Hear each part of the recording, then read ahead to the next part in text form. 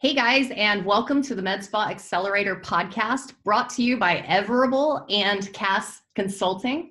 Today we are honored to have Molly DeVries, and she is coming to us from Castle Rock, Colorado, and Orenda Med Spa.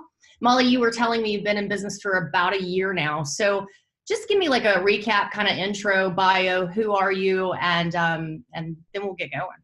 Okay, well, thanks for having me on your show. I'm super excited. I'm a big fan. I have been a nurse for over 20 years, and I first started off in infertility. I was an infertility nurse for over 12 years, and after I had my kids, I decided, I kind of went in for Botox one day, and I kind of stumbled into the aesthetics world, and I started working in aesthetics for a few years, and I went off on my own and started my own med spa about a year ago. And so now, about 1 year to the day, we are expanding and buying a building here in the heart of Castle Rock, and hiring staff and expanding, and it's gotten great. Fantastic. I feel you. Oh, I feel you. I just finished this similar kind of project. And so it took about a year. And I am finally to the place where I'm like, yay. So just hang in there, when the going gets tough, but congratulations. Yeah. Congratulations. What's your competition like in Castle Rock, Colorado? There is quite a bit of med spas popping up as of recently, a lot of little boutique spaces that like really specialize in injections. Here's my theory. I think that we're in a market that is so young. This is just really in its infancy. So we're seeing there's not a standardization yet. There's no board overseeing this type of medicine. So you see, and I was actually talking to a client about this yesterday. She was treated somewhere, and just you see this vast difference in treatment protocols, in results, in techniques, all of that, because there's really nothing governing us yet. And that's good and bad, right? It's great. It's great when it's good, and it's really bad when it's bad. But I think that knowing that in any market, your competition doesn't mean everybody who sells Botox in your market might not be your competition, because if you're anything like me, I'm working on selling specialized products, specialties, rather than commodities, and treating aesthetics like commodities and Grouponing and all of that. Those people, I think you'll see start just kind of falling off the map as the industry grows and gets more standardizations. I like that. I like that a lot. That's my silver lining there. You see them pop up, but 10 years will tell the tale. Yeah. Okay. Molly. And I mean, I think obviously one of the main reasons why I want to bring you on, we've spoken before, we got to learn a little bit more about your practice, and, obviously you're opening up a bigger location just because of, you having to deal with the amount of, work and people that want to come and see you because you are an expert at what you do. You know what I mean? Like, you get amazing results. And so one of the, in addition to that, I really wanted to bring you on to the podcast today because, you've gone through it. It's you're 1 year in, you're fresh, you're about to opening up a bigger location, right? Mm-hmm. And so there's a lot of people in our group that are like, I want to say a year from where you are now, like a year after, mm-hmm. I mean, no, sorry, you're, I don't know. You're the testimonial. You're other people's after picture. Yeah. And so there's a lot of people that want to open up their business. They're, they have a similar kind of background as you, right? They don't know when's the time to do it. They don't know what they need to watch out for. They're buried in that process. So I would really love to, for you to give us your insight. And Cassie, I mean, I know you're opening up your second changing location. Perspective. So. I love this. I was having a client do it the other day. It's like in your mind, you're in your results place. You're in your before picture, and you're always trying to shoot for that thing, that results thing, that after picture. But when other people meet you, you're there, what they're shooting for right now, as you struggle through whatever you're struggling through. So it's so important to share where you are in the journey, because there's people who are 2 steps behind. Okay. And the people who are 2 steps ahead of you start engaging too and helping you along. So yes. Yeah. And I want you to, if you can, just shine a light on this part of what I'm sure you've been through, because it's something that's popped up in my own business a few times lately. I have recently hired a nurse injector, and I have a physician who injects and an RN. And it's interesting as I listen to call recordings, how my staff is is handling, when people, the objection, I want a doctor to do my injections, and there's no sense behind it. There's no real reason. So, it's one of those things where you got to educate your market. People who have experience might not be MDs. So kind of shine a light on that too, because I know we have a lot of people in the group who are not MDs, but are the primary care provider in the practice. And so that I think people will connect with. Yeah. Well, I got started a year ago where I was working at a med spa, and I was learning the business. I was getting a lot of feedback from the trainer who was training me in the field of, make sure you do a head to toe assessment and tell them anything and everything that's wrong with them, and never make friends with your clients, make it always professional. And going off on my own, I found that freedom, that being my authentic self has totally blossomed my business. I mean, I think that's what people are really attracted to. They like the soothing nature of when they walk into my office, and it's not sterile, it's not stark. And then I love a lot of physicians. A lot of them are like warm and friendly. And like what you said, Cassie, is that, why do people sometimes go to physicians and why do some people go to a med spa? And being an RN, I think I just have naturally that caring, want to please, take care of people, nurture them. And so when they come in for injections, I do everything to make them comfortable with their injections so they don't feel any pain or discomfort.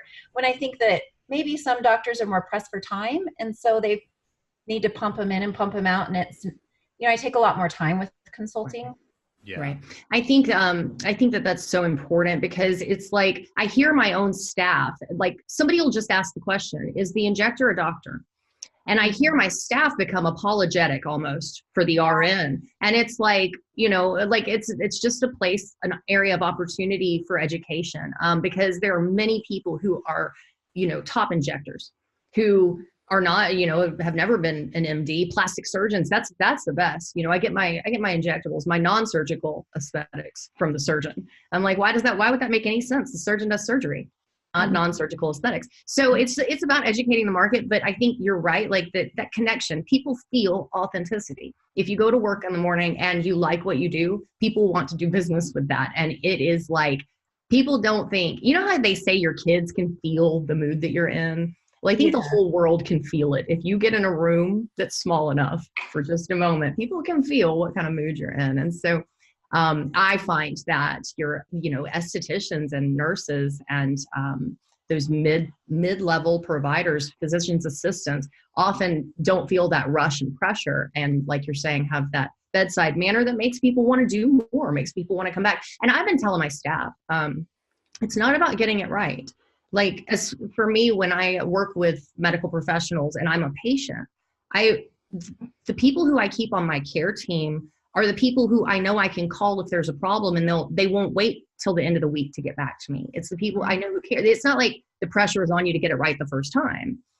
Because if you trust your provider, then it's okay. You know that they're going to walk with you through whatever happens.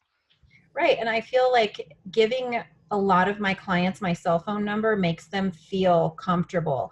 They feel taken care of, and they feel that I'm never going to abandon them, as if like after hours, if they have an issue or a question that, and I think that also helps litigation too. Like if people feel abandoned in this industry, you're more open to litigation. That's exactly it. I've had like cool sculpting specialists turnover with staff, and people will come in for their 30, 60, 90-day follow-up, and they have results, but maybe they're not, overwhelming or whatever. When they look in the mirror and they say, I'm not happy, it's often not because of the results. It's because the person who started, who they connected with, dropped them, and they feel abandonment. And $10,000 in, like, where's the girl who I thought was going to be with me to the end of this? So you're nail on the head. This is a perspectives game, and it's 100% perspective. Yeah. Yeah. Yeah, no, I think that's good. And so, Molly, tell us, like, for how long were you working with the other med spa that you were in? And sorry, yeah. For about 2 years, I did a bunch of trainings and got a lot of advanced certifications, and I was getting really great results. And when I was working in the field, I knew I was severely underpaid. And that's when I knew I just give people the know your worth in this industry, because it runs the gamut of pay all over the board of where you could be paid. So know your worth, like what's your training, what's your background, what is your experience like, and know your worth, because I was willing to put in a couple of years and be severely underpaid to get to know the industry, because it was my passion. I loved it. I didn't care at that point. But when I knew that I had a good following of clients and they loved me and they loved the results they were getting, then I was like, you know what, I need to take a different path here. Yeah. Tell me about that moment, that decision moment for you. Yeah, that's what I was about to ask. I love it. This is the key, guys. Like, all people who I've ever met who have done something amazing, and I think everybody's got their spectrum, like the most amazing and the least amazing thing they've ever done, but people, celebrities, athletes, record-breaking people. I ask everybody I meet this question because you hear the similarity. So tell me yours, Molly. Yeah, it was kind of shocking and scary, but I just came to that realization where I was doing some market research online and I was like, wow, I'm really not making a lot here. And it just kind of hit in my head and I was like, I could do this. I really could. And I went to my employer a couple of times and I was like, how could we work this out? And it just wasn't going anywhere. And it was just one of those points where it was like, okay, I'm making a fresh break. I'm going to just totally, and I left everything behind. I left clients behind. I left everything. But when they came to me afterwards and they followed me, I was like, oh, I've got something special here. The vote of confidence. Yeah. I think, isn't it interesting? It's like, in order to make the move that you made, you had to know that before then. Yeah. But it's like that moment that somebody, that you get the confirmation from the outside that you're like, okay, I was right. Good. Right? That whole time you're like, it kind of going out on a limb, jumping on a pipe dream. Yeah. Like, congratulations, Molly. I'm excited to see where this goes and follow your story. And I'm here. If you ever need anything or just want somebody who gets it. I know I've gotten to places that were so amazing in business. Just recently, I got all of my reimbursement monies from my build out on the same day. So I got my whole thing back and I was sitting in the parking lot of the bank as I deposited these checks. And I'm like, this is like one of those master moments. Yeah. And I didn't have anybody to call. I was like, who gets this? Like, so now call me. What's that? You have that moment. I did call you, buddy. You were the one. Was it that time? Okay. I was like, I got my money back. No, that's really awesome. And like, I mean, I think like for anybody that's here, I mean, obviously both Cassie and I, but everybody who listens in, it's like, I mean, I'm super passionate about business. I mean, this is like, I mean, I've been almost in business for, I want to say 8 years now. But I mean, even when we first started, I mean, it was the same story. Like, you know what? Like I started an internship and it was supposed to be a 3-month unpaid internship and it turned into a 12-month unpaid internship. And at that point, it's like, you know what? Like I could be doing this. You know what I mean? Like literally the same conversation. I could make money. Yeah. You know what I mean? Like, well, obviously I'm not getting paid what I'm worth. I'm putting in a ton of hours and you know what? I can do it. But there's a small percentage of people who do that. I watch staff and everybody has their strengths, but somebody like you were born to do this, and your previous employer, if they're not, if there's no any pains or stresses there from the split, I bet that they would tell you that. Like you can see the people.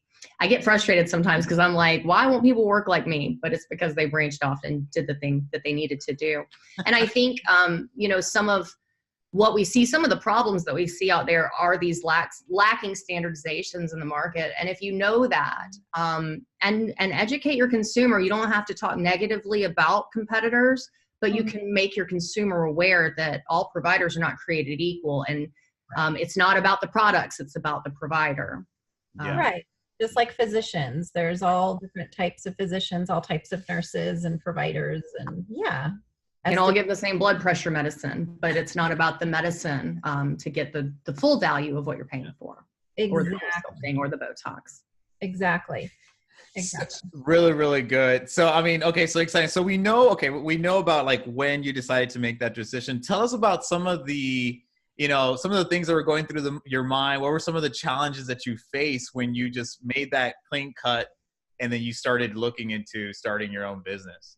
So I would say two big things, two pervasive topics that came up that I didn't anticipate when starting my own business was, one, how vulnerable you feel like starting your own baby, right? Like I went to an art opening of a friend of mine the other day, and she's like, I'm hanging myself up on the wall for people to critique and give me feedback. And that's like opening up my whole self. And it's exactly how I felt when I opened this business. I was like, wow, are they going to like the decor? Are they going to like my massage? What are the reps going to think? Because the reps are dealing with your old employee. I get it.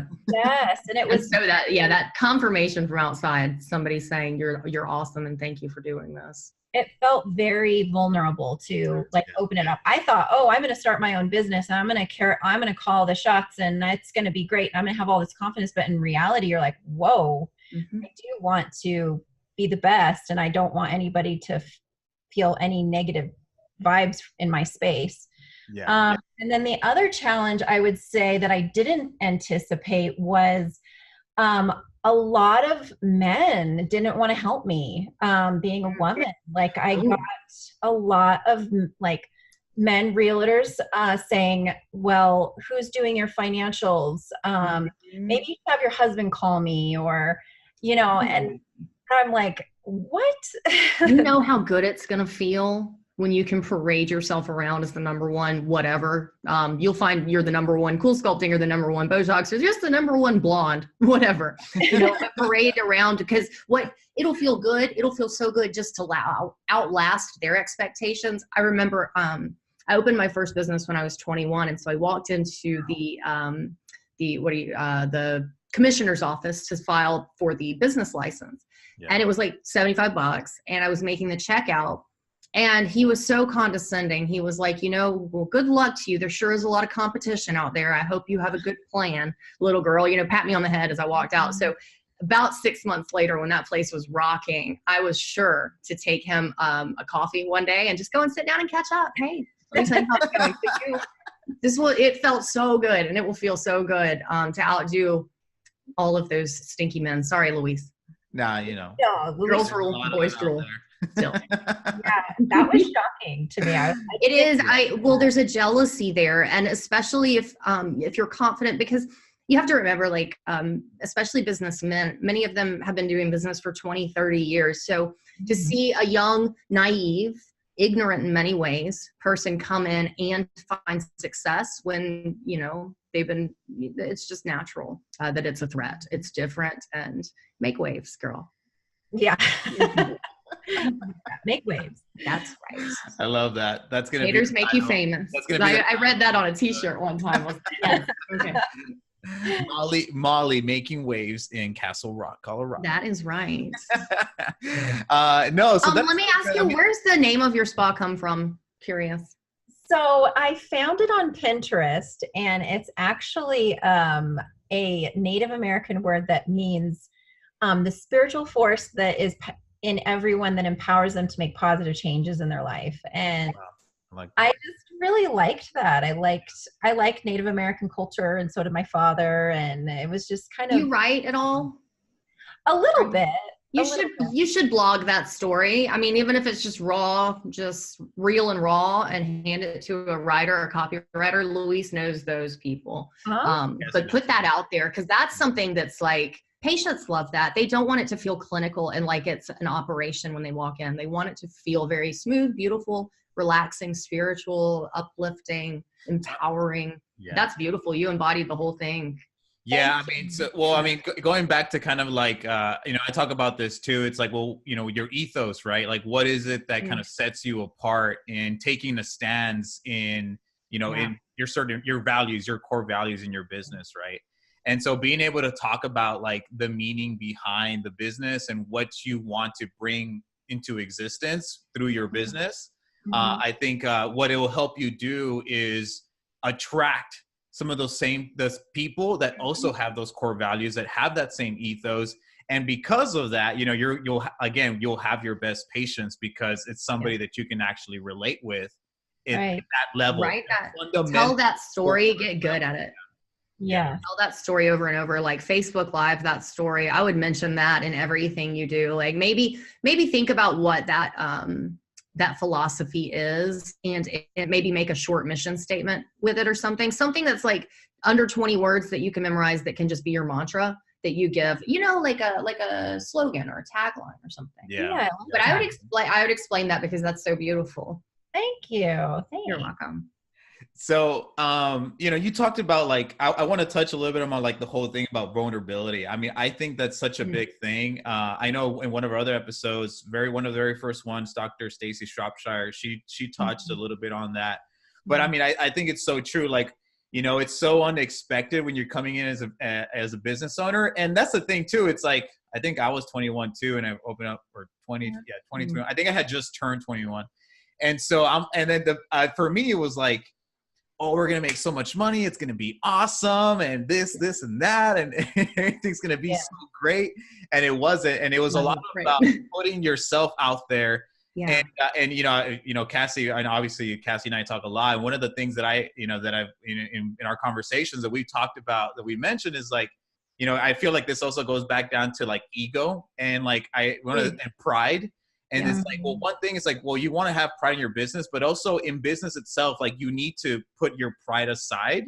Yeah. Just take it in, man. Like take in the feedback, let yourself be vulnerable so that you can be better, In fact, over the years, so I've been in business for myself for 16 years.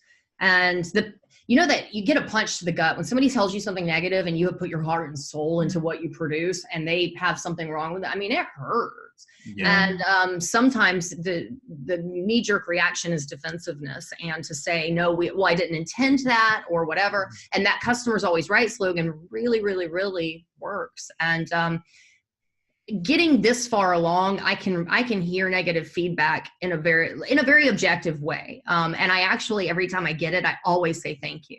Even if the person's still pissed when they give it, I always say thank you, because those negative moments are the moments that I grew the most from, and they hurt bad. But over time, it becomes more objective. It becomes less feelings, because I tell the girls, like, you go through maybe 100 different people, and then they start kind of repeating in different skin. Like, you hear the same types of stories. You go through the same types of issues and rejections and failures and successes and all of that. And so it'll start, what's the word? Start being less, the ups will be less up and the downs will be less down. Yeah. Buffered a bit over time. Yeah, that's really, really good. I mean, so like when for everybody that's listening, right? It's like, you're going to encounter this, like it kind of, you don't know it until it just kind of like hits you, and it'll hit you in like different ways. Like everybody will get hit different ways. But I think, I guess our advice to everybody listening today, it's like, just take it in and try to come out, come better out of it. You know what I mean? And so I think that's you. And I mean, Molly, you went through all that stuff. Now here you are opening up your second location. I'm sure that like you didn't have, well, at least I'm hoping that you didn't have some of those same issues you had when you first opened up the first location. So yeah, crossing my fingers on that one, I hope. No, so really, really good. I mean, so some of the challenges, and so I guess just to kind of last question that I have for you, and we might keep talking about some other things, but what advice do you have for anyone that is that was in your shoes a year ago, like they're in that process where they're getting trained, they are working with somebody else, but in their heart, they know that they want to have their own business. So, what would you say to anybody, or to yourself? What would you say to yourself a year ago, I would have, I've got this great post on my Instagram too. And it's like, of me with my popped collar, and like in the 80s, everybody popped their collar when they felt good. It was like, I got it. Pop your collar and know your worth, And I really would tell myself back then is know your worth, be authentic, and find a great medical director. Yes. Can you share how much do you pay your medical director? $500 a month. Really? Yeah. Wow. That's a steal and a half. Cassie's going to go talk to her medical director. Well, I married mine, so. But I think I might pay him more than that. I don't know. That's going to be a fun conversation. I always am curious because it's that one piece of my business that it's an unknown because I haven't had to pay one. Well, that's I figured around 1,500 though. I have researched it a bit. So I really asked that question because I think that some of those unknowns become the reasons not to for people. Yeah. And if they just research the answer, they find out, oh, that's not as big a deal as I made it. Yeah. People don't realize medical directors are for sale. And if you're passionate and do a good job, then you will find somebody who's easy to work with because they would love somebody easy to work with. Right. Yeah. No, I think that was a really good question because like you said, I mean, that's one of the main things that, actually that brings up another question. Like, was there anything like that, like little things like that? Yeah. What were the things that held you back the longest that you just couldn't untether? Or what's the thing that comes up the most right now still? I mean, I think that vulnerability is like that envelops. The vulnerability thing is really big. I mean, but it's good. I think I've gotten my hands around that, and that's why I'm such good friends with all my clients. Mm-hmm. But I would just give advice to new people starting out that your medical director is actually key because sometimes people will maybe go to somebody who, just because they have an MD, they don't have an experience in this realm. And so I've really enjoyed going to my medical director and saying, what do you think about this laser? Do you get good results from it? Get clinical feedback. Yes. Somebody who's engaged in the process. And somebody who knows, like, when things go wrong, like let's say if you, God forbid, ever did get audited or something like that, they know how to handle it. They're calm, cool, collected. They're like, yeah, been there, know how to handle it. It's kind of like having an attorney on retainer, like it's just where you can lay down at night and close your eyes and know that it's taken care of. Yeah. Your license isn't completely on the line with everything you do. You've got your boxes all checked. Yeah. So I felt like out of the gate, I was interviewing a couple of medical directors hoping that they would say yes to me, when in fact I looked back and I went, I am so glad that I chose the right one for me. And I said yes to them. Yes. Mm-hmm. I think that's important in everything we do. Like we don't realize, like you're interviewing people and you're thinking, oh, I got to find this medical director or it all falls apart. Yep. This is the thing that if I don't find it, well, they sense that and then it can't go well. So you're right. It's almost like like you said, knowing your worth, walking out there, even though you're scared and knowing your worth. Right. Mm-hmm. I love that. Really, really awesome stuff. Molly, thanks again for being with us on this episode. I think our audience is definitely going to find some really good gold nuggets there. I guess the last question talked a lot about advice, but is there any last word or piece of advice that you would want to, leave our audience with by any chance? Oh gosh. You already said a lot of things. I know I'm asking for. But I would like to remind myself, I say, but maybe you too, Molly, if it settles in, the joys in the journey. I look back at 10 years ago, I was looking at pictures of my children and I've got one that's graduating, so I'm super sentimental. But I look back and I remember that I was anxious about something at that time and I was building businesses, I know, but I don't remember what. It's just kind of been a general, like, holy shit. and I look back and I'm like, I see my babies that small. I see my business that small. I see everything that's like, oh my God, that's so cool. So part of me wishes I could go back there and just enjoy it because it's amazing. So as you grow into, and as I grow into whatever the next phase is, I try to just take a deep breath and look around and say, this is really kind of cool. That's pretty fun. Yeah. I mean, something that I've kind of, something that I've always said, I guess, is like when people have asked me like, oh, tell us a little bit about like, what's it like building a business and stuff like that. I always say building a business is like hard. It's not easy. Right. But you know what? It's never boring. Yes. and it's like having a kid. Like you do what you got to do. Like, it shows up, you do it. Yeah. And it's like, and in life, like that's all I can ask for. Like, I don't want to be bored, like I want to have fun, and there's good times, there's bad times, but you know what? It's never boring. Never boring. That is so true. So that is awesome. Well, Molly, thank you so much for being with us today. If anybody wants to reach out to you and get advice, what is the best way for them to get in contact with you? Well, they can look me up on my website at orendamedspa.com. That's ORENDA Med Spa. Or I also have an Instagram and a Facebook page at Orenda Med Spa. And that would probably be the best way. Awesome. All right, guys. Well, there you heard it. If you want to get in touch with Molly, go ahead and follow her and her journey on social media, on Instagram, Facebook. And if you want to talk to her, then, go to the website, send her an email. And for everybody that's listening today, again, guys, make sure that you join us on our Facebook group. Go to Facebook, type in Med Spa Accelerator Podcast, join the group. We'll get you on there. It's a great community where we have people just like you that are starting a business, that already have a business and are making a lot of money, like Cassie, for example, and Molly. So join us on our group and leave us a review, guys. Let us know how we're doing. If there's somebody else that you want us to bring on board for interviewing or topics that you want us to cover, then please let us know, and we'll definitely create an episode on that. Till next time, again, Molly, thank you so much, and we'll catch all of our audience next week. Thank you. Have a great Bye, guys. Bye.